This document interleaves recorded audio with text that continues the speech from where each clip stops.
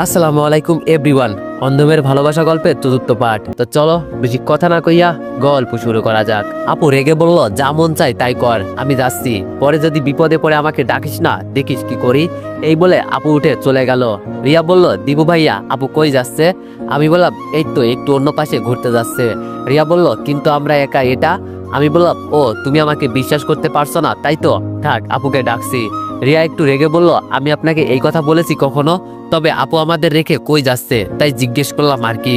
আমি বললাম, চিন্তা করিও না, একটু পর এসে যাবে আপু, হয়তো আশেপাশে কোথাও যাবে। রিয়া বলল, কিছু মনে না করলে একটা কথা বলবো ভাইয়া। আমি বললাম, অবশ্যই বলো রিয়া। রিয়া বলল, আপুর কি বয়ফ্রেন্ড আছে?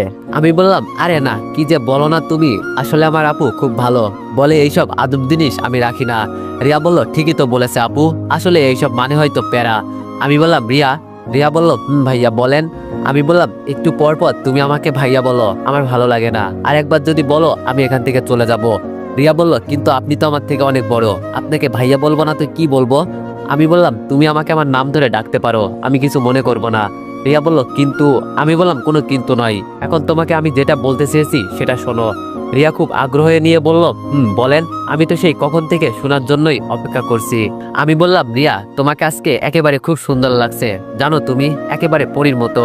রিয়া বলল, এমনিতেই সুন্দর হলে কি হবে, আমি তো অন্ধ, কেউ যদি এটা জানতে পারে আমার কাছেই আসবে না, কথা বলবে তো দূরের কথা।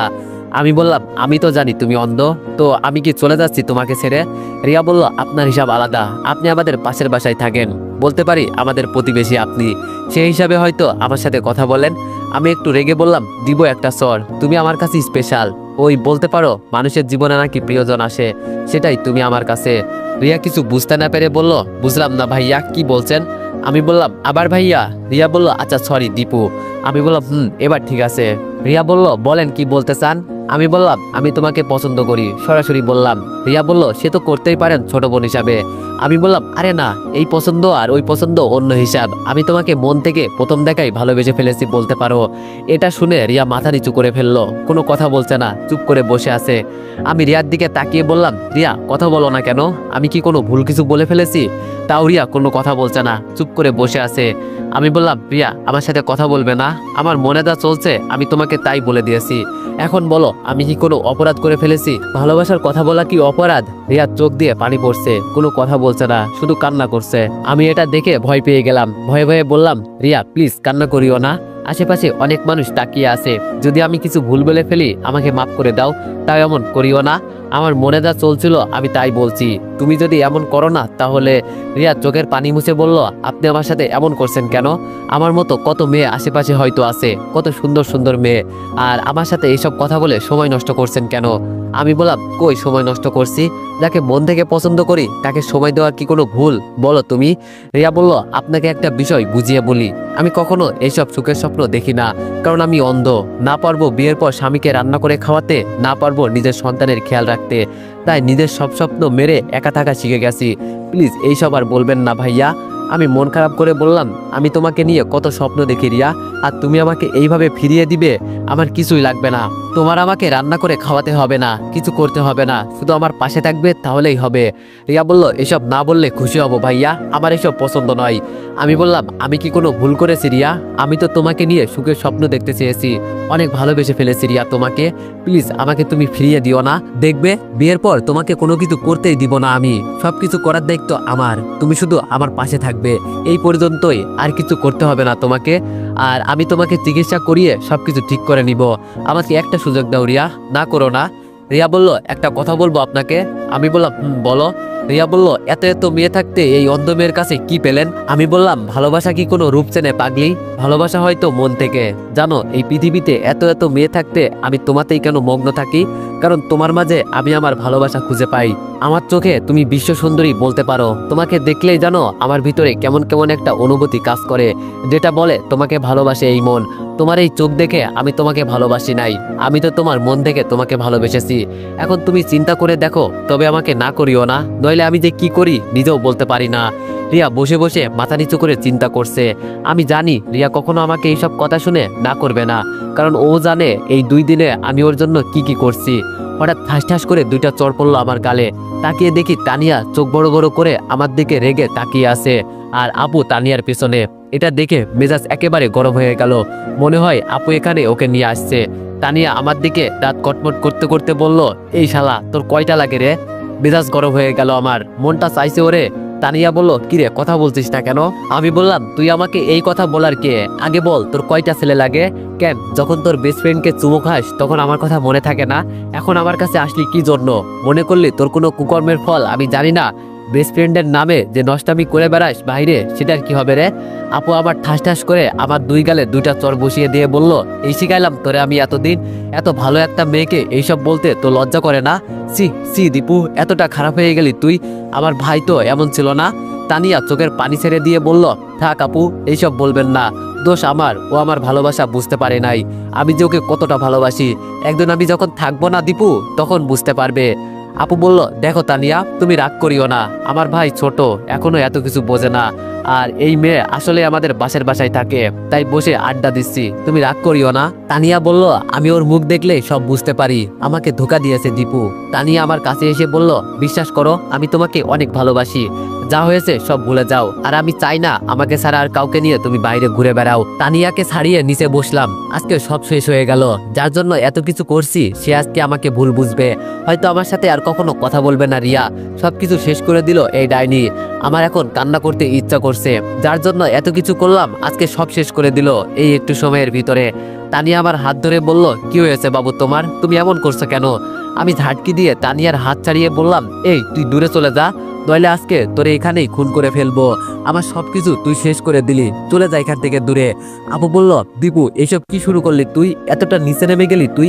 আমি একটা হাসি দিয়ে বললাম, হ্যাঁ রে, আমি অনেক নিচে নেমে গেছি। আমি নিচে নেমে গেছি, কি করব আমি ভেবে পাচ্ছি না। আমার মাথা কাজ করা বন্ধ করে দিয়েছে।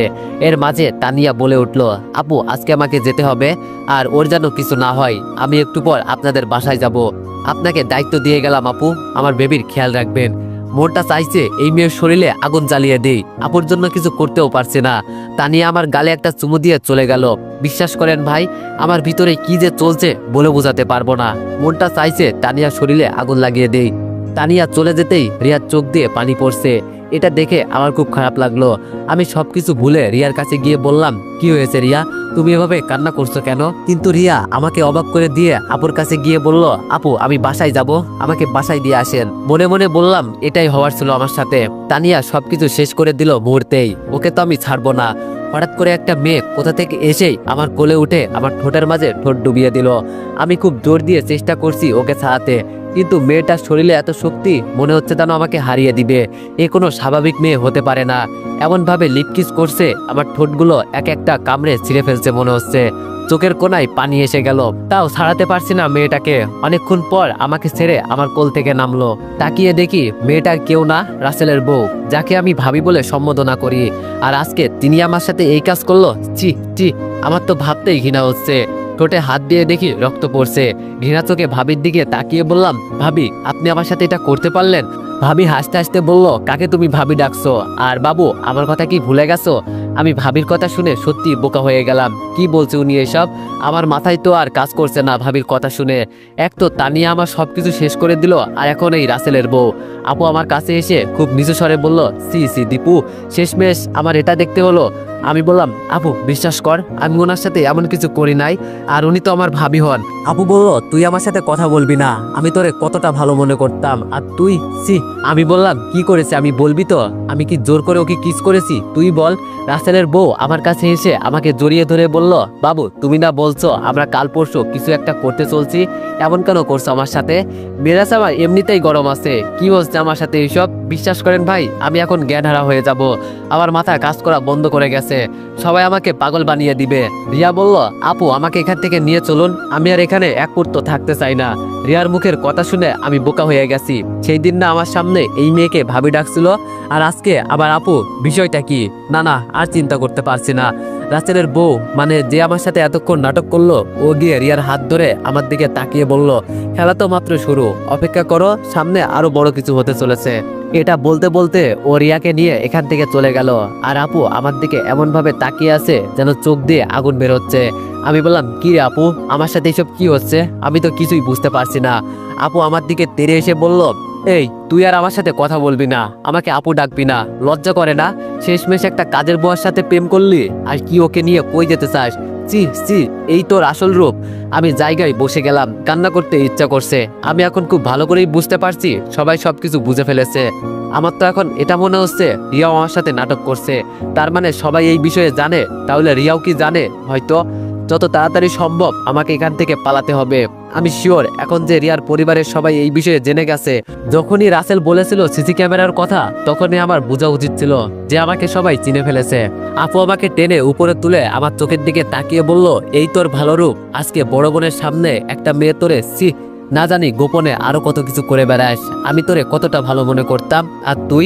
আমি বললাম, অনেক বড় ভুল করে ফেলেছি আমি আপু, জানি না এই ভুলের মাপ পাবো কিনা। কি করব আমি, কিছুই আমার মাথায় আসছে না, আমাকে মাফ করে দে আপু।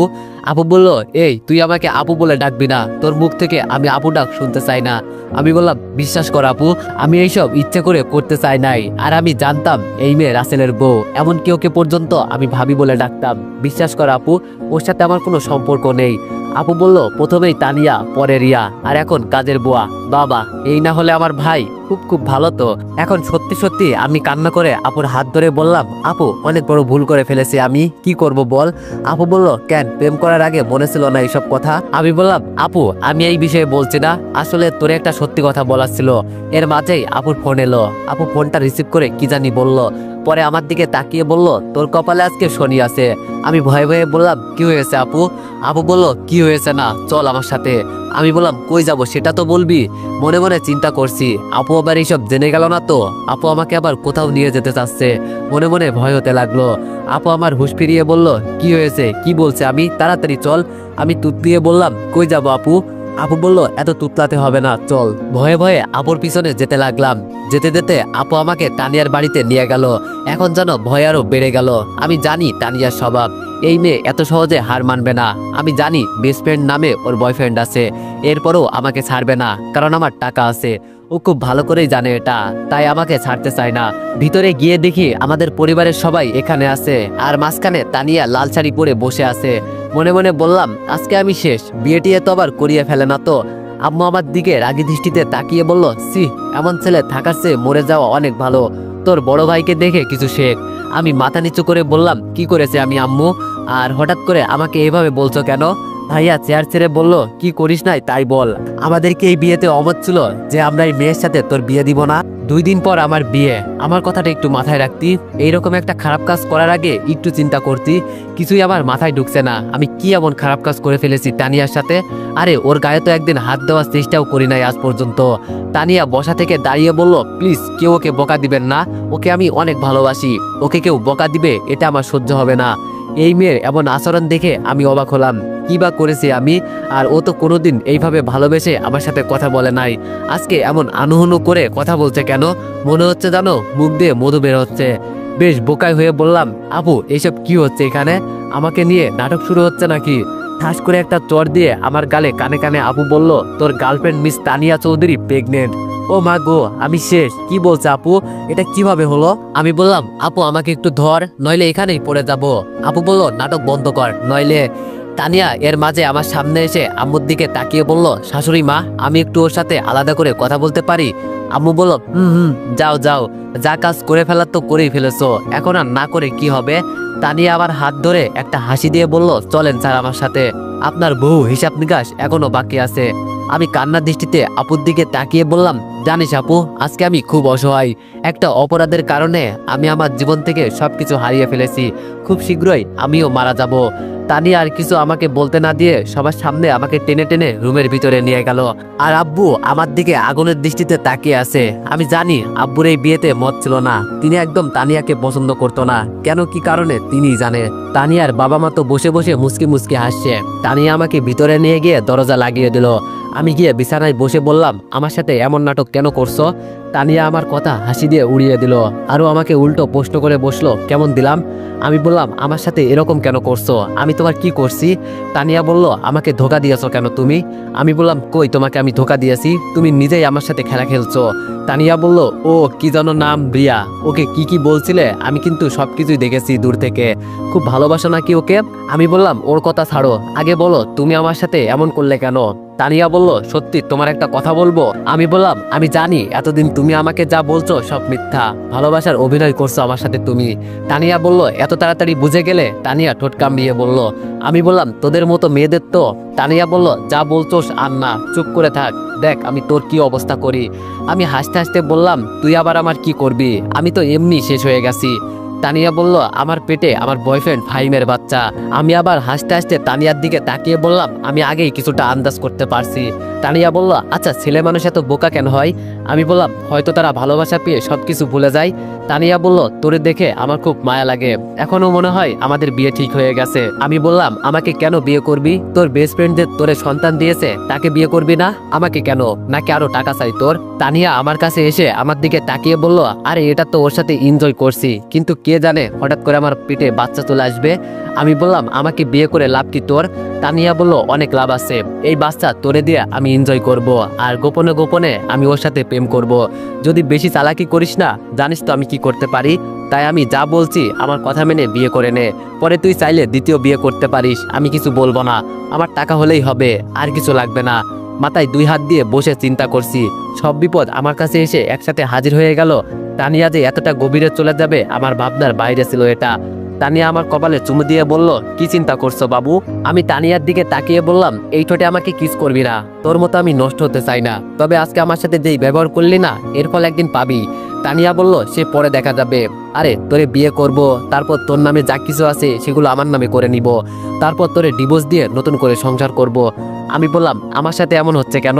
হয়তো রিয়ার উপর যেই অন্যায় করছি আমি এর শাস্তি ভোগ করছি। তানিয়া বলল, কিসের শাস্তি আর কিসের অন্যায়ের কথা বলছিস? আমি বললাম, কিছু না, এখন দরজা খুলে আমাকে বের হতে দে। তানিয়া একটা হাসি দিয়ে বলল, সবাই জানে আমার পেটে তোর বাচ্চা, সো তোমার আর পালানোর মতো কোনো রাস্তা নেই বাবু, আমি যা বলি তাই তোমাকে করতে হবে এখন থেকে। এই বলে তানিয়া দরজার কাছে চলে গেল, কিন্তু হঠাৎ আবার দাঁড়িয়ে পিছন ফিরে আমার দিকে তাকিয়ে বলল, তোরে আরেকটা কথা বলা হয় নাই, ওই দিন রেস্টুরেন্টের ওয়েটার তোরে যা বলেছে সব আমাকেও বলে দিয়েছে, কারণ ওর সাথে আমার একটু লাইন আছে, টাকা দিলেই কি সব হয়? আমি জানতাম তুই ইদানিং আমার উপর সন্দেহ করতি, এই জন্য এই কাজ করা। আমি বললাম, অনেক বড় ভুল করলি তুই, শাস্তি তো তোকে পেতেই হবে। তার আগে আমি একটু বিপদ থেকে রক্ষা পাই। গার্লফ্রেন্ডের নামে যেই ধোকা দিলি না তুই, সারা জীবন মনে থাকবে। তানিয়া হাসতে হাসতে দরজা খুলে বের হয়ে গেল, তবে যাওয়ার আগে এটা বলে গেল, খুব শীঘ্রই বাসর রাতে দেখা হবে, সেই পর্যন্ত অপেক্ষা করো। আমি মাথা নিচু করে বসে আছি, হঠাৎ ভাবি এসে বলল, কি শুনছি দীপু আমি এইসব? আমি ভাবির দিকে তাকিয়ে একটা হাসি দিয়ে বললাম, কি আর শুনছেন, দিনকাল আমার অনেক খারাপ যাচ্ছে, তাই এইসব আমার সাথে হচ্ছে, কোনো ব্যাপার না ভাবি। ভাবি বলল, আমি জানি তুমি কত ভালো একটা ছেলে, আর তানিয়া বলে নাকি প্রেগনেন্ট, কিভাবে সম্ভব? আমি বললাম, আমি তানিয়ার শরীরে আজ পর্যন্ত একটু শুয়েও দেখিনি, বিশ্বাস করেন ভাবি, আপনি আমার মার সমান, আপনার কাছে কি আমি মিথ্যা বলতে পারি বলেন? ভাবি বলল, তাহলে তানিয়া কি? আমি বললাম, ওই বয়ফ্রেন্ড আছে আমাকে ছাড়া। ভাবি অবাক হয়ে বলল, কি? আমি বললাম, ওর বয়ফ্রেন্ড আছে, আর ওই শালাই এই কাজ করেছে, আর এই অপবাদ আমার গলায় ঝুলিয়ে দিচ্ছে।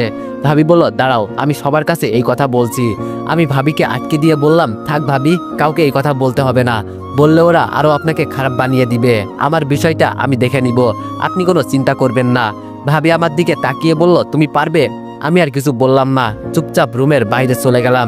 আসলে আমি যে কতটা নিচ এর কোনো হিসাব নাই, যাকে ভাবি বলতাম এখন নাকি সে মেয়েটা কাজের বুয়া, আবার আমার সাথে এত বড় নাটক করলো, আর আমি কিছুই বলতে পারলাম না। আর তানিয়ার কথা তো বাদই দিলাম, তানিয়াদের টাকার জন্য কি কি করতে পারে সব জানা হয়ে গেল। বাইরে এসে শুনি কালকে নাকি আমার বিয়ে তানিয়ার সাথে, এটা শুনে মোটেও অবাক হলাম না, কারণ এমন কিছু একটা হবে আমার সাথে এটা আমি খুব ভালো করেই জানি। আপুর পাশে দাঁড়াতেই বলল, যাক, কাজের বুয়া তো আর বিয়ে করবে না। সি সি, মানুষের সম্মান যে কতটা নিচ হলে এমন একটা কাজ করতে পারে এর কোনো হিসাব নেই। যাকে ছোট থেকে এতটা আদর করতাম, আর আজ সে নাকি দেখিয়ে দিল। এর আগে আমার মরণ হলো না কেন? আমি মনে মনে হাসতে লাগলাম, এতটা চাপ কখনো আমার একসাথে পড়ে নাই। এখন কেউই আমার সঙ্গ দিবে না, সবাই আমার বিরুদ্ধে কথা বলবে, না জানি রিয়ার ভাই আমার কি অবস্থা করে। এটা চিন্তা করে আমার কপাল থেকে আপনা আপনি ঘাম পড়ছে।